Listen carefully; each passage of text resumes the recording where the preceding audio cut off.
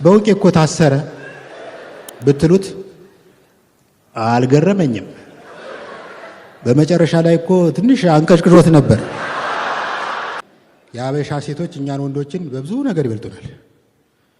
ለምሳሌ በዝነጣ ሴቶች ጠዋት ተነስተው 7 ልብስ ለክተው አንዱን ይለብሳሉ። እኛ ደግሞ አንዱን ልብስ ለ7 ወር ያክል እንለብሰዋለን። በእርግጥ ይሄ ድምዳሜ እኔንና እዚህ አዳራሽ የታደሙትን ወንዶች አይጨምርም። በተለይ እኔ በስማም እዘንጣለሁ። እሱ አይዘንጥ እንጂ ሲዘንጥ የደራሲዎች ላፎንቴ ነው የሚባልልኝ። በተቃራኒ አንድ የማውቀው ሰውዬ አለ። የሰርጉ ጊዜ የለበሰውን ሱፍ የመልሱም ቀን ለበሰው። ይህ ብቻ አይደለም፣ ለልጁ ክርስትናም ለብሶት ታየ። ይህን ያስተዋለ ጓደኛችን ምን ነው ብሮ አይለያችሁ ተብሎ የተዘፈነው እኮ ከሱፍ ጋር አይደለም ከሙሽራዋ ጋር። እስቲ ስለ ኑሮ እናወራ። እኔ በበኩሌ ገንዘብ ባንክ ውስጥ ማስቀመጥ ትቻለሁ። እንደ ሶሪያ ለማኝ የፊቱን ፈታ እያልኩ ነው የምኖረው። አይታችሁ እንደሆነ የሶሪያ ለማኝ ሃይገር ባስ ላይ ይለምንና በስነ ስርዓት ራይድ ተሳፍሮ የራት አስቤዛ ለመሸመት ፍሬሽ ኮርነር ይገባል። የሚገርማችሁ ነገር አንዳንድ ነገሮች ሲገጥሙኝ ምን አቀብጦኝ ነው ያንን የመሰለ የሰለጠነ ሀገር ጥዬ መጣሁ እላለሁ። በቀደም ዕለት ውሃ ልማቶች የ1 ወር የውሃ ክፍያ አልከፈልክም ብለው በረንዳ ላይ ያለውን ቆጣሪን በመጋዝ ቆረጡብኝ። የሚገርመው እኔ ውሃ ለመቆጠብ ካለኝ ፍላጎት የተነሳ ገላዬን ራሱ የምታጠበው ጂም እየሄድሁ ነው።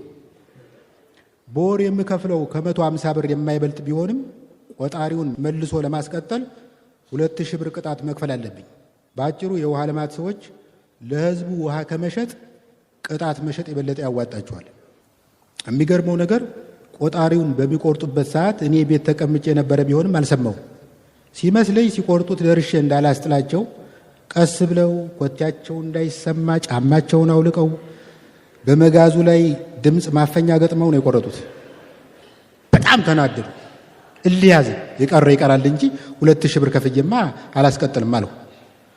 አንድ የሰፈራችንን ቴክኒሻን አስጠርቼ ከጎረቤት ዋሳብልኝ ብዬ ለስራ ማስኬጃ 200 ብር ሰጠሁት።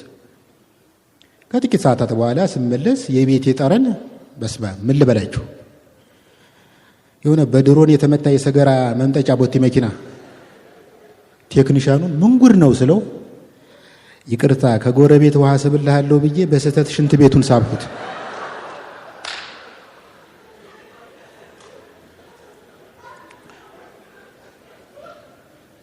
ያው እንደምታውቁት ወይም እንደማታውቁት በሰለጠኑ ሀገሮች በረዶና ሱናሚ የቀላቀለ ዝናብ ቀኑን ሙሉ ዘንቦ መብራት አይቋረጥም። የሚገርማችሁ የሆነ ጊዜ ላይ በኒውዮርክ ከተማ ወክ እያደረኩ መንገድ ላይ የቆመ ዛፍ ነፋስ ገፍቶት ኤሌክትሪክ ገመድ ላይ ወደቀ። አሁን ኤሌክትሪክ ይቋረጣል ብዬ ሳስብ ጭራሽ ዛፉ በራ። እንዲህ ነው ስልጣኔ። በአንጻሩ የኢትዮጵያ ኤሌክትሪክ የደረሰ አዝመራ ማለት ነው። ትንሽ ካፊያ ሲነካው እምሽክ ይላል። እኔ ብዙ አይነት አማኝ ያውቃለሁ። ኢትዮጵያ ውስጥ የኤሌክትሪክ መኪና እንደሚነዳ ሰው ያለ አማኝ የሚኖር አይመስለኝም። እውነት መሆኑን አላረጋገጥኩም እንጂ የኤሌክትሪክ መኪና ባለቤቶች ባትሪ ሲጨርሱ መኪናቸውን በነዳጅ በሚሰራ መኪና አስጎትተው ጅቡቲ በመሄድ ቻርጅ ያስደርጋሉ ሲባል ሰምቻለሁ። እድል የሆነው መኪና የለኝም። ዜብራ ላይ ተገትሮ በማያገባው የሰው ቴስላ የሚቆጥር ሰው ካያችሁ እኔ ነኝ። በነገራችን ላይ የአዲስ አበባ አስፓልት ላይ ያለው የእግረኛ ማቋረጫ ለምን ዜብራ እንደሚባል አይገባኝም። ናሽናል ጂኦግራፊ ጣቢያ ላይ እንዳየሁት ዜብራ ከግንባሩ እስከ እግር ጥፍሩ ድረስ በደማቅ መስመር የተዥጎረጎረ ፍጥረት ነው። በአንጻሩ የከተማችን የእግረኛ ማቋረጫ መንገድ የሆነ ምን ልባላችሁ አመድ ላይ ናፕ አድርጎ የተነሳ የወፍጮ ቤት አህያ ነው የሚመስለው። እግረኛ መንገድ ላይ ቆሜ ባለመኪናው ሁላ ካሁን ያሻግረኛል ብዬ ሳስብ መኪናውን እንቁልጭ እያለኝ ያልፋል። አሁንማ አሽከርካሪዎች እለፍ የሚል ምልክት ካሳዩኝ ራሱ አላምናቸው። አነጣጥረው ለመግጨት የሚያመቻቹ ነው የሚመስለኝ። ባለፈው የአንድ ክፍለ ከተማ ህዝብ በእግረኛ ማቋረጫው ዳር ተከማችቶ አሻጋሪ ይጠባበቃል። ቢጫ የለበሱ ተለማማጅ ትራፊኮች መንገዱ ዳር ቆመው ዘናጭ መኪኖችን በፈገግታ ያሳልፋሉ። እኛ እግራኞች ልንሻገር ስንቃጣ እዛው ባለበት የሚል ምልክት ያሳዩናል። የሆነ ጊዜ ላይ መንገዱ ዳር ረጅም ጊዜ ከመቆማችን የተነሳ አብረውኝ ለቆሙ እግረኞች መሪ የመሆን ፍላጎት ውስጥ ያቆጠቆጠ። ወደ ተከማቸው እግረኛ ዞር አልኩና ጎበዝ ተከተሉኝ፣ ያለቀው አልቆ የተረፍነው እንሻገራለን። የሆነ ጊዜ ደግሞ ችሎ ማደር ብዬ የሰየሙትን ጫማዬን እየነዳው ወደ ሰፈሬ ስገሰግስ ከኋላዬ አንዲት ድክም ያለች ላዳ አስፓልቱ ላይ ስታዘግም አየሁ። መኪናይቱን ብታዩት ታርጋ ያለው ዊልቸር ነው የምትመስለው። በጣም እየተጎተተች ስለምትሄድ ከኋላዋ ለሚከተሏት ዘመናዊ መኪኖች ስፒድ ብሬከር ሆና እንድታገለግል የተሰራች ነው የምትመስለው። ሹፌሩ ወዴት እንደሚነዳ አላወቅኩም። ሲመስለኝ መኪና መሰሏን ነገር የሆነ ራቅ ያለ ቦታ ጥሏት ለመመለስ እየነዳ ነው። አጅሬ እንደምንም እየተንፏቀቀ ደረሰብኝና በውቄ የፀሐይ ከሚዠልጥህ ግባ ልሸኝህ አለኝ። እምቢ እንዳልል ግብዣዬን ናቅ ብሎ በንዴት እንዳይገጨኝና በመኪናዋ ላይ ጉዳት እንዳላደርስ ሰጋው። በሩ እንዴት ነው የሚከፈተው ስለው እንደ ሰርዲን ክፈተው ብሎ መለሰልኝ። ገባው። እንደገባው ሾፌሩ ዳንቴል እንደሚሰራ ሰው 2 ሽቦችን አነካክቶ ሞተሩን ቆሰቆሰው። ከዚያ መብረቅ የመታው የአረብ ዲሽ የመሰለውን መሪ እየዘወረ ስናዘግም ከኋላ ያሉ መኪኖች የጥሩምባ ሩምታ ለቀቁብን። አይዞህ አለኝ። አይዞህ ክላክሱ ከደበረህ ሙሽራ የጫነ ሊሞዚን ውስጥ እንደተሳፈርክ ራስህን አሳምነው። ሰፈር እንደደረስኩ ውለታ መላሽ ያርገኝ ብዬ ለመውረድ ስቃጣ ውለታው እንደተጠበቀው ሆኖ 250 ብር ብቻ ክፈል አለኝ። በነፃ አይደለም እንዴ ስለው አባ በዚህ ዘመን ሬሳ እንኳን በነፃ አይሸኝም። ምን ማለት ነው? አንድ ጓደኛ አለኝ እንዴት እንደሆነ ሊገባኝ ባልቻለ ምክንያት በአንድ ጊዜ ከጋሪ ነጅነት ወደ መኪና ነጅነት ተሸጋገረ። በውቄ አልበላም አልጠጣም ብዬ ባጠራቀምኋት 7 ሚሊዮን ብር ቆንጆ ትራክ ፎርድ ገዝቻለሁ። ገና ዛሬ ልፈትሸው ስለሆነ የፍንጥር ምሳ ልጋብዝህ። እሺ አልኩ። መኪና ውስጥ ገብቼ አጠገቡ ተቀመጥኩ። ወደ ምግብ ቤቱ እየሄድን መኪናው የሌለ ይነጥራል። በሆነ ሲኖ ትራክና በዶዘር መሃል ለማለፍ ጥቂት ሜትሮች ሲቀሩት ጓደኛዬ ስልኩ አንስቶ ለሻጩ ደወልለት።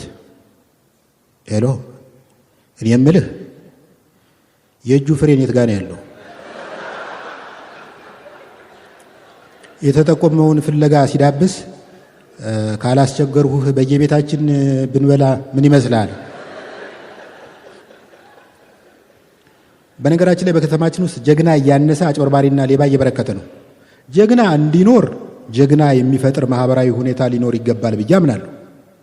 ድሮ እኮ አንድ ሰው መንግስትን ተቃውሞ ከታሰረ ህዝቡ ግልብጥ ብሎ ሰላማዊ ሰልፍ ይወጣለት ነበር። የታሰረ አክቲቪስት ለማስፈታት የሚታሰሩ ሰዎች ሁሉ ነበሩ። እኔ አንዳርጋቸው ጽጌ ነኝ በሚል ስም ፕሮፋይል ፒክቸር የቀየረች ልጅ አውቃለሁ። ለትግሉ ስትል የራሷን ታይቶ የማይጠገብ ቆንጆ ፎቶ አውርዳ አንዳርጋቸው ጽጌን ባይታይም የማይጠገብ ፎቶ ከፍ አድርጋ ለጥፋለች። አሁን እንደዚህ አይነት ነገር ያለ አይመስለኝም። አሁን የኔ ጓደኛ በየነ አርፌ በተቀመጥኩበት እየደወለ በውቄ እስከ መቼ ስለ ሴት ጡት ትጽፋለህ? እንዲሁ በተደጋጋሚ ስለ ጻፍከው የጠባኸው ይመስልሃል?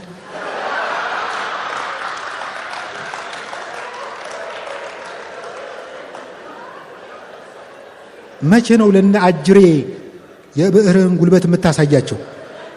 ህዝቡም እየጠበቀህ ነው እያለ ይጎተጉተኛል። እሺ ብዬ መንግስትን እንዳይሸጥ እንዳይለወጥ አድርጌ ሞልጬ ጽፌ ለጥፋለሁ እንበል።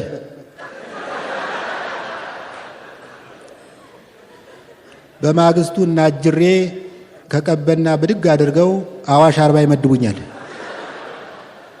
ከዛ ደከመኝ ስለቸኝ ሳይል ያነቃቃኝን በየነን አግኝታችሁ በውቄ እኮ ታሰረ ብትሉት አልገረመኝም። በመጨረሻ ላይ እኮ ትንሽ አንቀሽቅሾት ነበር ይላቸዋል። እንዲህ አይነት ሰዎች ባሉበት ዘመን አጭበርባሪዎችና ሌቦች እንጂ ጀግኖች ሊወለዱ አይችልም። በነገራችን ላይ ሌባ ስል ሌባ ከክፍለ ሀገር ይልቅ አዲስ አበባን የሚመርጥበት ምክንያት ግልጽ ነው። እኔ ብዙ ቦታ ዞር ዞር ብያለሁ። ለሌባ የሚመች የክፍለ ሀገር ከተማ አይቻለውቅ። አብዛኛው አዲስ አበባ አንድ ሌባ ስልክ ነጥቆ ሲሮጥ ቢመለከት ጥግ ይዞ ቆሞ እንደ አትሌት እያጨበጨበ ነው የሚሸኘው። በአንጻሩ የክፍለ ሀገር ከተሞች ሌቦችን የሚያስተናግዱበት መንገድ ሌላ ነው። በቀደም አንድ ለደህንነቴ ሲባል ስሙን የማልጠራው ከተማ ውስጥ አንድ ሴትዮ መንገድ ዳር እጃቸውን ወደፊት ወጥረው ሰልፍ ይጠበጥባሉ። ድንገት ከየት መጣ የማይባል ሌባ ላጥ አርጓቸው ሮጠ። ከዛ በአካባቢው ያለ ሰው ሁላ ያዘው ያዘው እየተባባለ ዱላ ያለው ዱላ፣ ዱላ የሌለው አጥር እየነቀለ፣ አጥር የሌለው ሐውልት እየነቀለ ሌባውን ማሳደድ ጀመረ። ከቀብር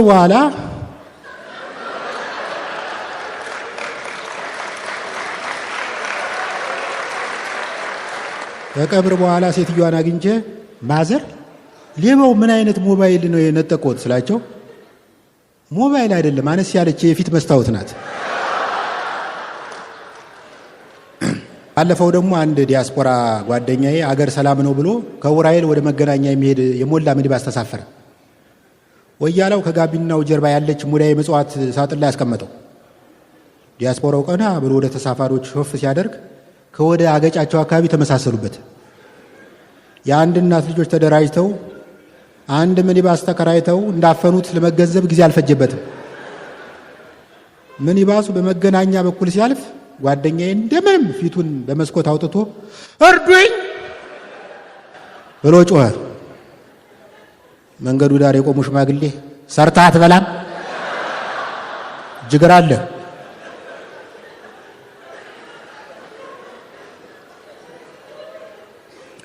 ባለፈው ደግሞ የነነዌ ጦም መያዣ ላይ አንዱ መርካቶ አካባቢ የሰረቀውን በግ አሸክመው ወደ ጣቢያ ሲወስዱ ታየሁ። ሌባው በፖሊስና በመንደሩ ሰው ታጅቦ ሲሄድ ምንም የመሸማቀቅ ስሜት አላሳየም። እንዲያውም ፊቱ ላይ ያለው ኩራት ብታዩት ስለት ለማስገባት የሚሄድ ነው የሚመስለው። እዚህ ሀገር አንድ ሰው የሰረቀውን ተሸክሞ መሄድ አለበት የሚል ያልተጻፈ ሕግ ያለ ይመስላል።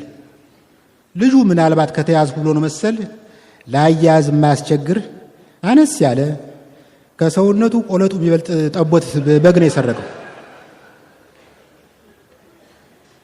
እንዲያውም ሳስበው ሲሰርቅ እጅ ከፍንጅ የተያዘ ሰው የሰረቀውን ነገር ተሸክሞ ጣቢያ ድረስ የመሄድ ግዴታ አለበት የሚል ሕግ በአዋጅ ቢጸድቅ በከተማችን ያለ መኪና ስርቆት በአንድ የሚቀንስ ይመስለኛል። አንዳንዴ የሃይማኖት ማህደር በሆነችው ከተማችን ውስጥ እንዲህ አይነት ሰዎች ሊበቅሉ እንዴት ቻሉ ብዬ እመራመራለሁ። ሃይማኖት ስለ አንድ ነገር መጣልኝ። አንድ ፍቅሪዝም የሚባል ሃይማኖት የመሰረተ ልጅ አለ። ልጁ ተከታይ ለማፍራት ሲሞክር ተከታታይ ጥቃት ደረሰበት።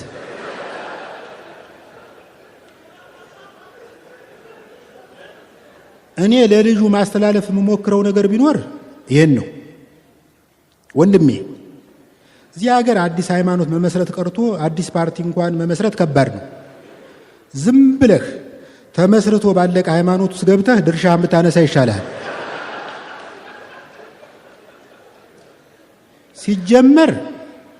ሲጀመር ደምሳሽ የሚለው ስምህ የሃይማኖት መስራች ስም አይመስልም። ይህን ስም ወይ ሸሽገው ወይ አሸጋሽገው። ደማኤል ምናምን ብለህ ብታቀናብረው ቢያንስ ጃን ሜዳን የሚሞላ ተከታይ ታገኛለህ። በአሁኑ ጊዜ ትንቢት የሚናገር በቂ ሰው ስላለ አንተ ለለውጥ ያህል ያለፈውን ዘመን ተናገር።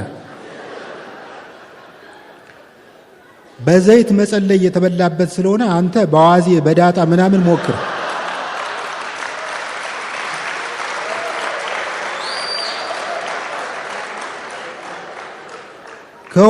ከሁሉም በላይ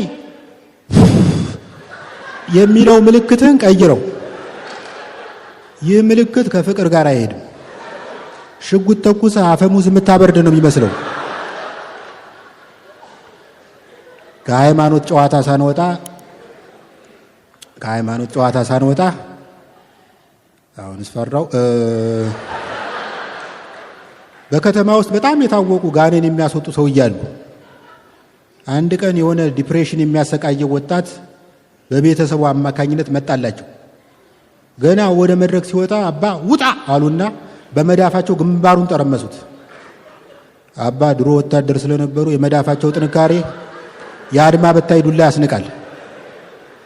አሰነዛዘራቸውን ብታዩት ጋኔኑን ለማስወጣት ሳይሆን ጋኔኑን እዛው ሰውየው ውስጥ እንዳለ ለመግደል የሚሞክሩ ነው የሚመስሉት።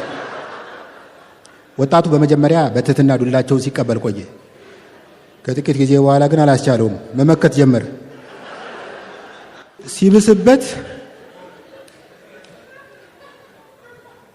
ሲብስበት ሽል አለና አንዴ ኩልኩልታቸው ስር ደነበቀባቸው። አባ በጣም ተክዘው ወደ ጸሎት ቤታቸው ገብተው ለፖሊስ ደወሉ።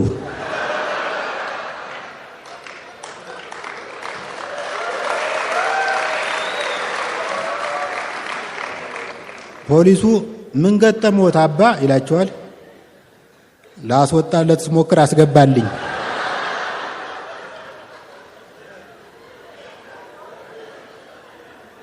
ቀደም ስለ ዲፕሬሽን ሳነሳ አንድ ነገር ትዝ አለኝ። አይታችሁ ከሆነ ራስን ማጥፋት ድርጊት ከመቼውም ጊዜ በላይ እየበረከተ ነው። በዚህ አጋጣሚ ራሳችሁን የማጥፋት እቅድ ያላችሁ ሰዎች እዚህ ካላችሁ በወንድምነት የመመክራችሁ አንድ ነገር አትቸኩሉ። ትንሽ ከታገሳችሁ እናንተን ለመግደል በፈቃደኝነት የሚተባበር አታጡ። ፍሬን የበጠሰ ሲኖትራክ ሊሆን ይችላል። የገጠር ሰርግ ላይ በታደማችሁበት የደስደስ የተተኮሰ ተባራሪ ጥይት ሊሆን ይችላል። በቅርቡ የሚለቀቀው ሲዝንቱ ኮቪድ ወረርሽኝ ሊሆን ይችላል። እዚህ ሀገር የሚያኗነው የለም እንጂ በጊዜ እንድትሞት የሚተባበር ብዙ ነው። ባለፈው አንዱ ከ5ኛ ፎቅ ላይ ራሱን ወርውሮ ከሰከሰ ሲባል እንዴት እንደነገጥኩ እኔ ነኝ የማውቀው። እኔ በህይወቴ አንድ ቀን ብቻ ከአፓርታማ 2ኛ ፎቅ ላይ ዘልያለሁ። እሱም የተከሰተው እንዴት ነው? ከፍቅረኛዬ ጋር እየተጫወትኩ እያለ ድንገት ባሏ የመኝታ ቤቱን በር አንኳኳ። በአጭሩ ራሴን ለመግደል ሳይሆን ራሴን ከግድያ ለማዳን ነው የዘለልኩት። በቀደም ለዚህ ፕሮግራም እየተዘጋጀው ቤቴን ዘግቼ ስልኬን አጥፍቼ ጠፋሁ። በ3ኛው ቀን 2 የልብ ጓደኞቼ የቤቴን በር ሰብረው ገቡ። ከእንቅልፌ ነቅቼ ምንድን ነው እላለሁ። ተመስገን 3 ቀን በተከታታይ ስጠፋ ጊዜ ራስን የገደልክ መስሎን ነው። ጤነኛ ነኝ፣ ምበለው አላጣሁም። ለምንድን ነው ራሴን ምገለው ምናምን አልኳቸው። ይቅርታ ጠይቀው ተሰናብተው ሊሄዱ ሲነሱ የተሰበረው በር ጉዳይስ አልኳቸው። አንደኛው አንተ ደህና 50 ሺህ ብር ብታወጣ ልታስጠግነው ትችላለህ፣ ጭራሽ እኔ ነኝ የማስጠግነው። ታዲያ እኛማ የማስገንጠያውን ከፈልን። በሉ አሁን ራሴን ለመግደል በቂ ምክንያት አለኝ። ቅድም የዓለም አቀፍ የሴቶችን ቀን በማስመልከት ስለ አበሻ ሴቶች ጀምሬ ነበር። አሁን የምዘጋው ስለ ፈረንጅ ሴቶች ያለኝን ተሞክሮ ለእናንተ ወዳጆቼ በማጋራት ነው። አባቶቻችን ከፈረንጅ ጋር መዋጋት እንጂ ከፈረንጅ ጋር መጋባትን አላስተማሩም። አሜሪካን ሀገር ስኖር ቀን መንገድ ላይ ወክ እያደረጉ የሆነች የፈረንጅ ሴት አገኘሁ። የፈረንጅ ላጤ ሴቶች ውሻ ይዘው ነው ወክ የሚያደርጉ። ከሴትዮዋ ጋር ንግግር ለመጀመር ከፈለግ ከውሻዋ መጀመር አለብህ። ኪዩት ዶግ አልኳት። እንግሊዘኛ ለሚጠጥርባችሁ ውሻ ያምራል ማለት ነው። ውሻውን ብታዩት እኮ እንኳን ሊያምር አሞራ ያራበት የቀብር አስፈጻሚ መኪና ነው የሚመስለው። ፊቱን ስታየው ራሱ ጥገኝነት የመጠየቅ ሐሳብህን ያስቀይራል። ሴንኪው አለችኝ። ስሙ ማን ነው አልኳት። ስሚዝ። ሃይ ስሚዝ አልሁና ወንበስ ብዬ ግንባሩ እንዳበስኩት። ውሻው አጉረመረመና በዛ መከራ ፊቱ ገላመጠኝ። የሆነ ድብቅ አጀንዳ ይዤ እንደመጣው ገብቶታል። ስለ ውሻ ማውራት ጀመሩ። ስለ ውሻ ለማውራት ስለ ውሻ ማጥናትን ይጠይቃል። ፈረንጆች ብዙ አይነት ውሻ ነው ያላቸው። ለምሳሌ ጀርመን ሼፓርድ፣ ፑድል፣ ቡልዶግ፣ ጀርመን ሾርት ሄርድ ፖይንተር፣ አውስትራሊያ ሼፓርድ፣ ዮርክሼር ቴረር ወዘተረፈ። በአንጻሩ እኔ በሀገር የማውቀው ሁለት አይነት ውሻ ነው፣ የቤት ውሻና የጎዳና ውሻ። ከኢትዮጵያ እንደመጣው ስነግራት ደስ አላት። በታሪክ የኃይለ ሥላሴና የአበበ ቢቂላ አድናቂ ናት። የሚገርምሽ የኔ አያት 2 ጊዜ አበበ ቢቂላን ቀድሞ ገብቷል አልኳት። አትሌት ነበር? አይ አትሌቶችን መንገድ የሚመራ ሞተረኛ ነበር። ተግባባን። አታምኑኝም? ቆንጆ ነህ አለችኝ።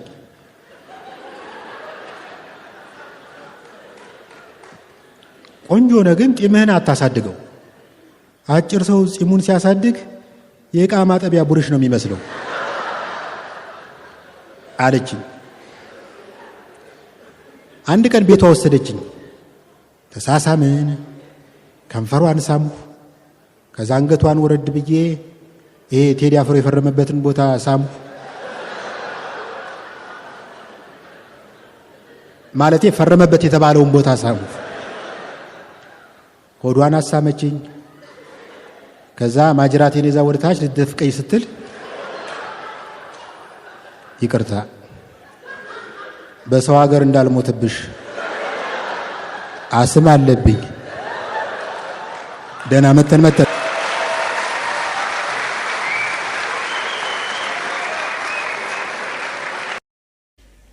የሆነ ጊዜ በአንድ ዕውቅ ሆስፒታል ውስጥ የአማካሪነት ስራ ሰራ ነበር። የስልጠና መርሃችን ከአሜሪካኖች በቀጥታ የተኮረጀ ስለነበር ምክራችን ድሃን መሰረት ያደረገ አልነበረም። ከዕለታት አንድ ቀን አንድ ጎስቆል ያለ ሰው ወደ ቢሮ መጥቶ ምርመራ ተደረገለት። ውጤቱን ተመልክቼ በደም ውስጥ ቫይረሱ እንደተገኘበት ከገለጽኩለት በኋላ አይዞህ፣ ምግብህን በተገቢው መንገድ እያበሰልህ ፍሪጅ ውስጥ እያስቀመጥህ የምትመገብ ከሆነ ቫይረሱ አይጎዳም አልኩት። ጥሩ አለ ሰውየው ትንሽ ከተካገሰ በኋላ። ታዲያ ምግቡንና ፍሪጁን መች መጥቼ ልውሰድ?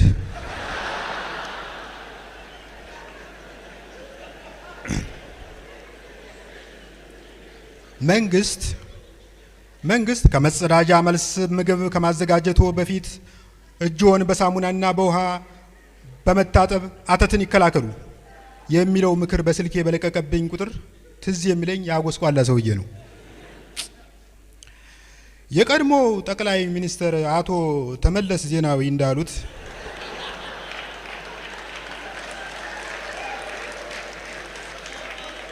የዲሞክራሲያዊ መንግስት ዋና ተግባር ለዜጎች ሀብትን በእኩልነት ማከፋፈል ነው። ግን ምን ዋጋ አለው? በእኛ ሀገር የመንግስት ዋና ተግባር ምክርንና መከራን ማከፋፈል ሆኗል። ሌላው ይቅር፣ አሁን ስለ ሳሙና ጥቅም መንግስት ወጣቱን ሊመክረው ይገባል። ሰው ምን ይለናል አይባልም።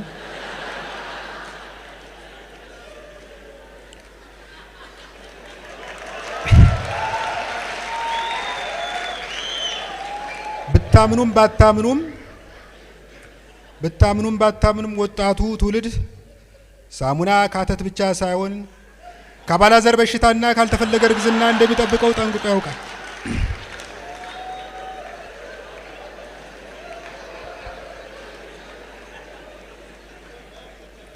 በሀገራችን መጸዳጃ ቤት በጣም ብርቅ ነው። አብዛኛው የገጠር ሰው ለ3000 ዘመን እንደ ደፈጣ ተዋጊ ቁጥቋጦ ውስጥ ሸምቆ ሲጸዳዳ ኖሯል። ባላገር ዛሬ ድረስ እግዚአብሔር ሲቆጣ በዝናብ አር ያመጣ ብሎ ይተርታል።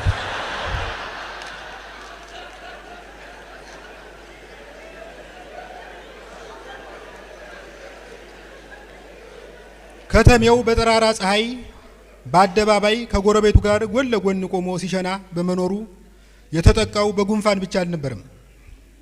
ከዚያም አልፎ ብልቱን አጠገቡ ከሚሸናው ሰውዬ ብልት ጋር በማወዳደር ላልተፈለገ ፔኒስ ኢንቪ ሲጋለጥ ኖሯል። እኔ ራሴ ሽንት ቤት ለመጠቀም ስፈልግ ታክሲ ተኮናትሬ ከ22 ወደ ካዛንቺስ ለመሄድ እገደዳለሁ። ከታክሲ ወርጄ ካዛንቺስ ወደሚገኝ አንድ ዘናጭ ሆቴል ጎራ እላለሁ። ሱፌን ግጥም አድርጌ ሳምሶናይቴን አንጠልጥዬ ጣደፍ እያልኩ ስገባ የሆነ አህጉር አቀፍ ስብሰባ ለመሳተፍ የምገባ እንጂ ሽንት ቤት ፈልጌ የመጣሁ አልመስልም። ከዛ ሻይ አዝና ለሻዩ ስል እንደመጣሁ ለማስመሰል 10 ደቂቃ ያክል ቁጭ ብዬ ምላሴን በንፍር ውሃ ቀቅላለሁ። ከዚያ አስተናጋጅቱ ባጠገቤ ስታልፍ ይቅርታ እሙ ወዴት ነው ሬስትሩሙ ብዬ ገጥማለሁ። ሽንት ቤቱ ተይዟል ብላ ኩስትርትር ትልብኛለች። አዲስ አበባ ውስጥ አንድ ጊዜ በወረፋ ትቀደም እንጂ ከተቀደምክ መጠበቅ የማይታሰብ ነው። የዘንድሮ ደንበኛ ከሽንት ቤት ተቀምጦ ፌስቡኩን ሲጎረጉር ስለሚውል መንግስት ኢንተርኔት ብሎክ ካላደረገ በቀር ከሽንት ቤት አይፋታም። በየሆቴሉ እየተንከራተትኩ ደርዘን ሻይ ጠጥቼ ሳይሳካልኝ የተመለስኩበት ጊዜ ብዙ ነው። የሆነ ነገር ተዛለኝ። የፈረደበት ባለ ሀገር የሆነ ጉዳይ ለማስፈጸም አዲስ አበባ መጥቶ ይሰነብታል። ሽንት ቤት ፍለጋ በየካፌው ጎራ ሲል ተበላሽቷል፣ ሰው ገብቶበታል እያሉ ያካልቡታል። በዚህ አይነት 3 ቀን ከተሰቃየ በኋላ ወደ አውቶቡስ ተራ በትካዜ አሻግሮ እየተመለከተ እንዲህ አለ። አረዲያ እንዲው ሀገር የገብቼ አርቻ በወጣልኝ።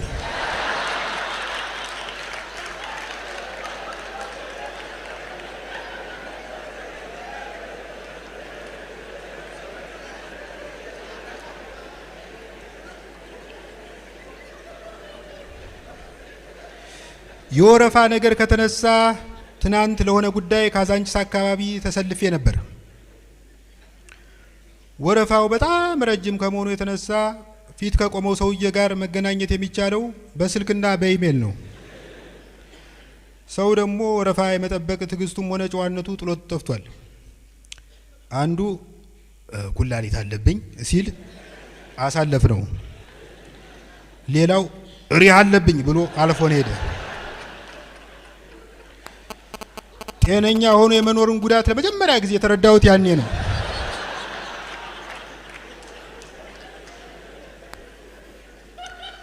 ካሰልቺ ጥበቃ በኋላ እኔም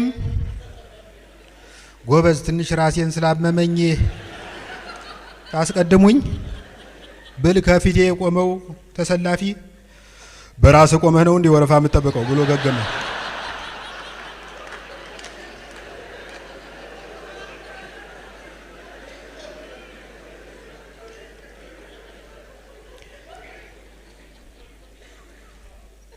አንዳንድ ሰዎች ሰሞኑን በኢንቦክስ በሀገራችን ተጨባጭ ሁኔታ ላይ አንድ ነገር በል እንጂ ያሉ ሲወተውቱኝ ነበር።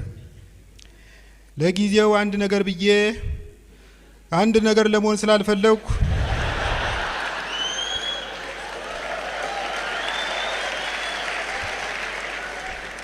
ከጸሐፊነት ወደ አንባቢነት ተሸጋግሬ ቆይቻለሁ።